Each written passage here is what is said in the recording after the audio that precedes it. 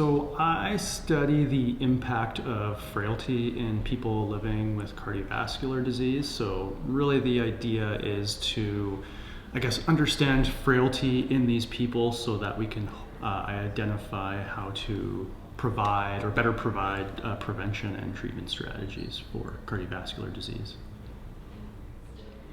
So it really came down to what I did during my graduate degree training at the University of Manitoba. A lot of my work focused on the rehabilitation of people living with cardiovascular disease, whether they had open heart surgery or they were just attending cardiac rehab for a number of different reasons. And really connecting the work that I did during my postdoctoral degree here at Dalhousie University, really trying to better understand frailty, and really the two research areas merge well together, considering that healthy aging and frailty are important in people with cardiovascular disease. So we know that people are living longer, but it's not always in good health. So what this means is that people will have to contend with lots of different diseases, such as cardiovascular disease, for a longer period of time, and how to manage that may become a challenge. I think seeking how to address frailty and healthy aging in these people might be able to help them not only survive but thrive. So my research program really aims to focus on how we can better know frailty as a way to not only identify, but also to address it to help people live in good health. Okay.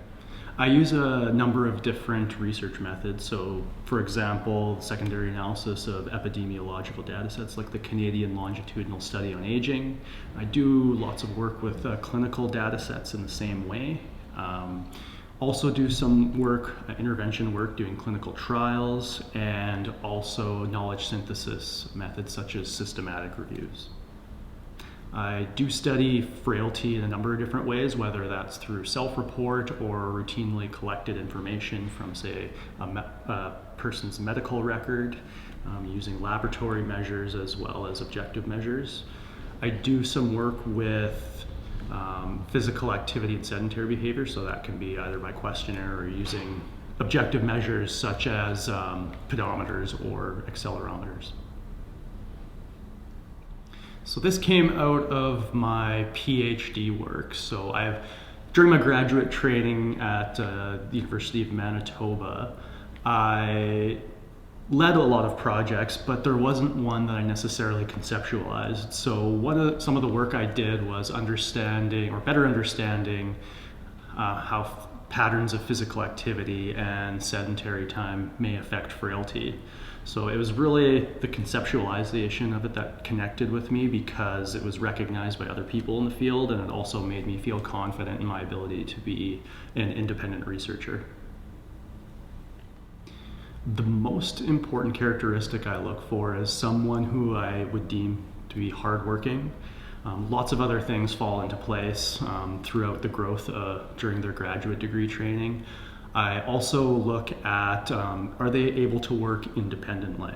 Do they have that capacity to work independently, and do they have the capacity to think more critically? So other attributes may better fall into place, such as written or oral communication, industriousness, and other things that we may look for in a graduate student.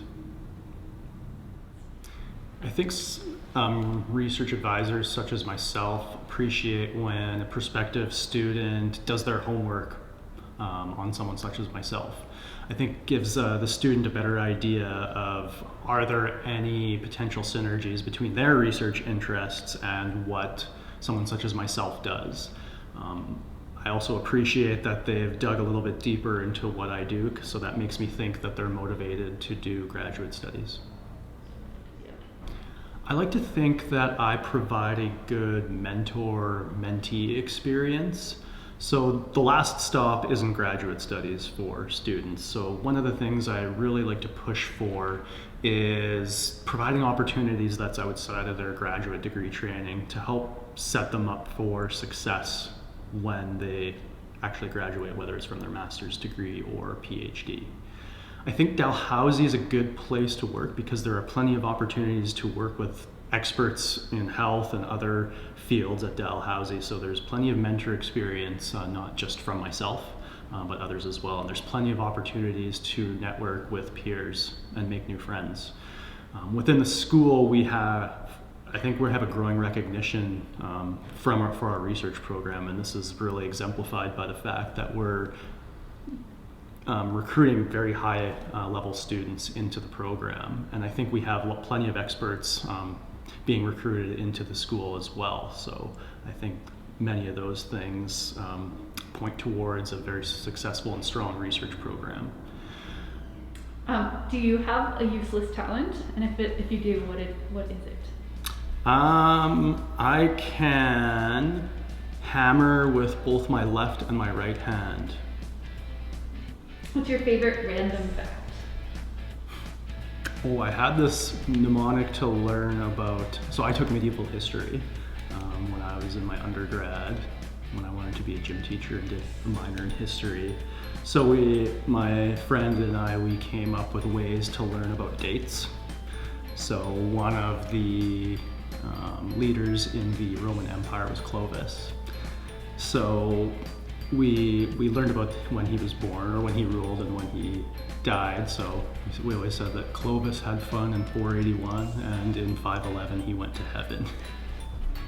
So as a pet, would you rather have a tiger or a lion? Tiger. Mountain or beach? Mountain. And the last question is, what inspires you? Ooh, plenty of different things. I think the people that I work with are major inspiration. It's the reason why I'm in what I'm doing, or love what I'm doing and in what I'm in. I think my family as well, especially my partner. You can see how driven she is to do a job well done as well.